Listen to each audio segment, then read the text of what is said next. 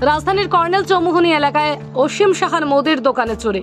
ঘটনার বিবরণে জানা যায়, গতকাল রাতে অন্যান্য দিনের মতো প্রায় 11:30 নাগাদ দোকান বন্ধ করে তালা লাগিয়ে বাড়িতে যায়। বাড়ি থেকে আবার উনি বেরিয়ে কর্নেল চৌমুহনী খেলার আনন্দ উপভোগ করে বাড়ি এসে ঘুমান। আজ সকালবেলা 7টা নাগাদ দোকানে এসে দেখতে পায় দোকানের তালা ভাঙা। ভেতরে প্রবেশ করতেই দেখতে পান দোকানের দামি জিনিসগুলো রেকের মধ্যে নেই। সঙ্গে সঙ্গে পশ্চিম থানায় খবর দেওয়া হয়। পুলিশ জানান 8টার পর শিফট চেঞ্জ হবে, তারপর আসবে। জানা যায়, কর্নেল চৌমুহনীতে পুলিশের ইমার্জেন্সি ভ্যান সব সময় থাকে। গতকাল ভোর 3টা অবধি ছিল।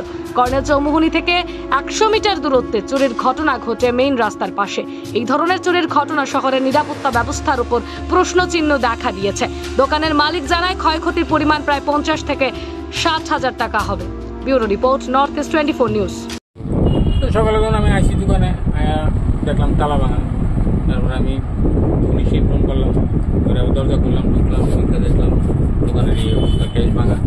ক্যাশ ভাঙা ক্যাশের যা টাকা ছিল, তারপরে আমার একটা জমানো টাকা ছিল, এটার মধ্যে এটাও নিয়ে গেছে। এটার মধ্যে প্রায় 10-15 হাজার টাকা ছিল। ক্যাশের মধ্যে আসলো 3-4 হাজার খুচরা টাকা এটি নিয়ে গেছে। তারপরে এদিকে দামি দামি যে জিনিসগুলো আসতো, এপ্রিটের 1 কেজি 500 1 কেজি আপনার